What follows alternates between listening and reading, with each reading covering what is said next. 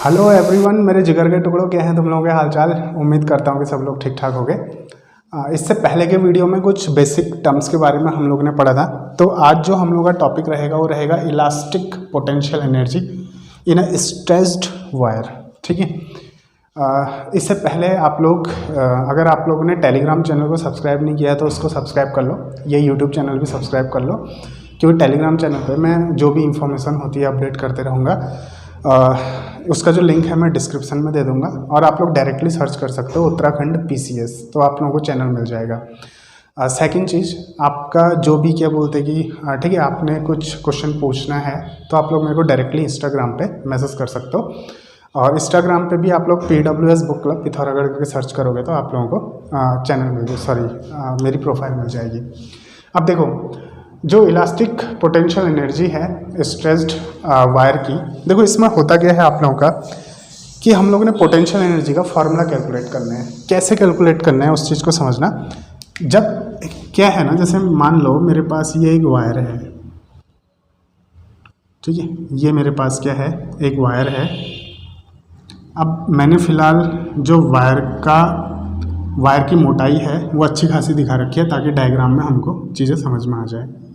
ठीक है। सपोज करो ये एक वायर है, ठीक। इस वायर की जो लेंथ है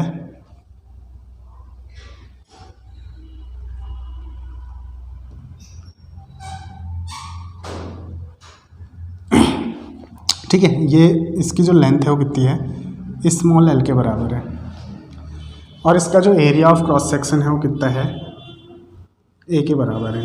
ठीक है, area of cross section a के बराबर है और इसकी लेंथ कितनी है, l के बराबर होगी। शायद डायग्राम अगर थोड़ा टेढ़ा हो रहा है तो माइंड मत करना, समझ लेना कि क्या चीज़ें बताने की कोशिश कर रहा हूँ। शायद थोड़ा टेढ़ा लग रहा है, चलो हो गया, इसको ऐसे ही समझते हैं।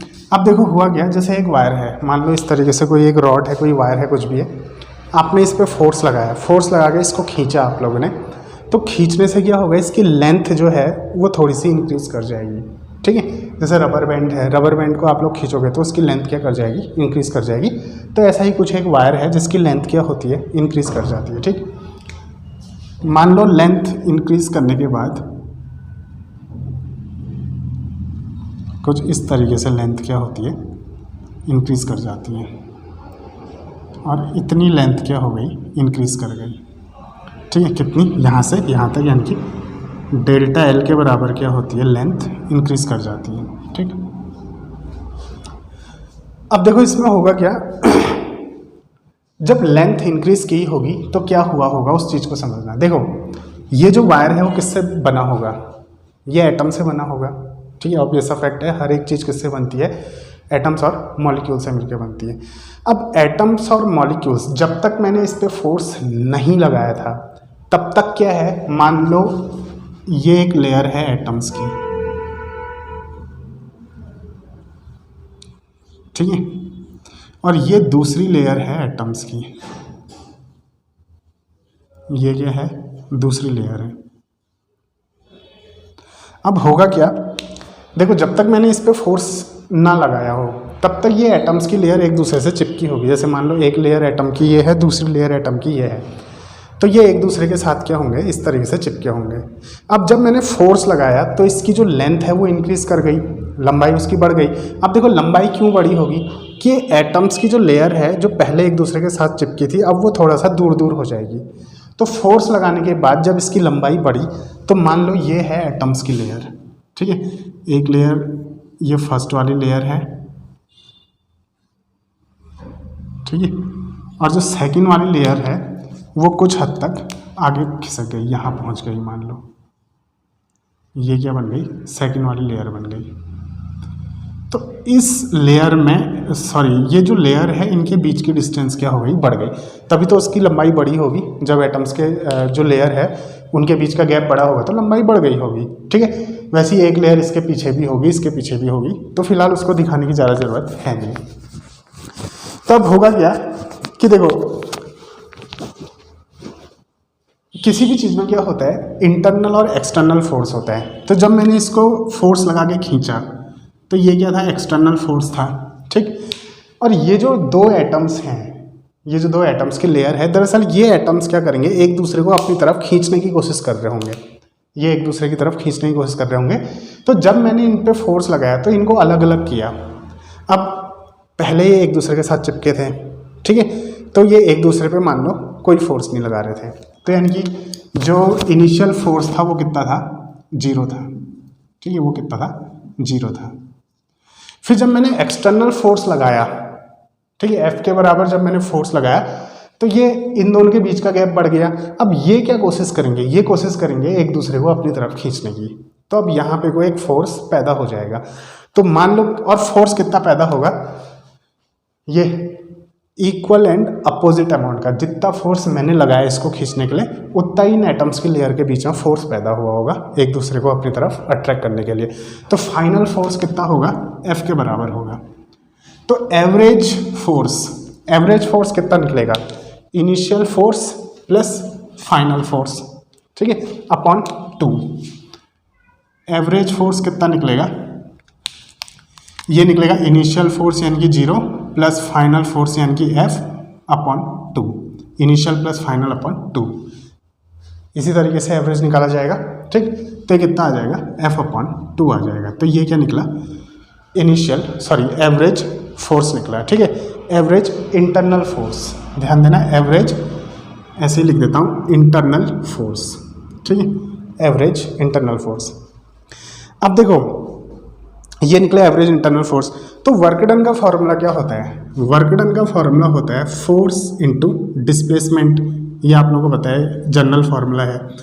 तो यहाँ पे कोई एवरेज फोर्स लिया जाएगा और कितना निकलेगा, F अपॉन 2 इंटू, ध्यान दो डिस्प्लेसमेंट क्या होगा, ठीक, कितना होगा डिस्प्लेसमेंट, ये डिस्प्लेसमेंट इतना हुआ, इसकी जो लेंथ है वो यहाँ से लेके यहाँ तक इंक्रीज की ना, तो इतना डिस्प्लेसमेंट हुआ, कितना, डेल्टा एल के बराबर। तो ये कितना हो जाएगा, डेल्टा एल हो जाएगा। तो ये क्या निकल जाएगा, वर्क डन निकल जाएगा। अब पोटेंशियल एनर्जी होती क्या है, उस चीज़ को एक बार समझने की कोशिश करना।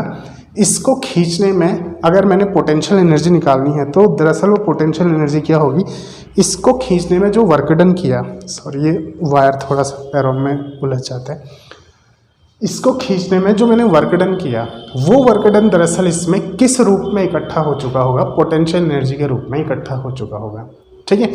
तो यहाँ पे को पोटेंशियल एनर्जी निकालने के लिए हमने दरअसल क्या करना है, वर्क डन निकालना है। तो वर्क डन जो था आप लोगों का वो कितना निकला, फोर्स इनटू डिस्प्लेसमेंट। तो यही वर्क डन किसके रूप में इकट्ठा हो जाएगा, पोटेंशियल एनर्जी के रूप में इकट्ठा हो जाएगा, ठीक। तो जो पोटेंशियल एनर्जी है, पोटेंशियल एनर्जी कितनी निकल जाएगी, U equals to capital U करके दिखा देता हूँ मैं इसको, ठीक है। U इक्वस टू यह हो जाएगा, इसको मैं ऐसा लिख सकता हूँ, देखो हाफ इंटू, ठीक है, F इंटू डेल्टा एल। तो ये क्या हो गई, पोटेंशियल एनर्जी हो गई, ठीक। अब देखो होगा क्या आप लोगों का, अगर मैं इस पूरी इक्वेशन को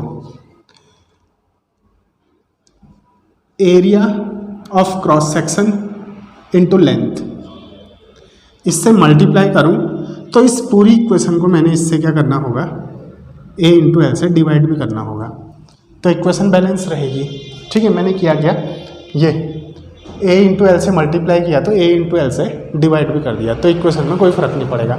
अब इस इक्वेशन को मैं कुछ इस तरीके से लिख सकता हूँ, देखो हाफ तो ऐसा ही रहेगा, f के साथ ये वाला a ले लेता हूँ इंटू एफ अपॉन ए, और ध्यान देना एरिया इंटू लेंथ होता क्या है, ये वॉल्यूम होता है, ठीक है। इसका क्रॉस सेक्शनल एरिया इंटू इसकी लेंथ क्या होगा, इसका वॉल्यूम निकल जाएगा। तो f के अपॉन में मैंने a ले लिया, डेल्टा एल के साथ में क्या लेता हूँ, डेल्टा एल के साथ में क्या लेता हूँ, ठीक है, स्मॉल एल ले लेता हूँ इंटू a इंटू एल, ये ऐसा ही रहेगा। तो देखो फोर्स अपॉन एरिया क्या चीज़ होती है, ध्यान देना, फोर्स अपॉन एरिया होता है क्या, ये आ जाएगा half into force upon area क्या होता है, ये होता है स्ट्रेस,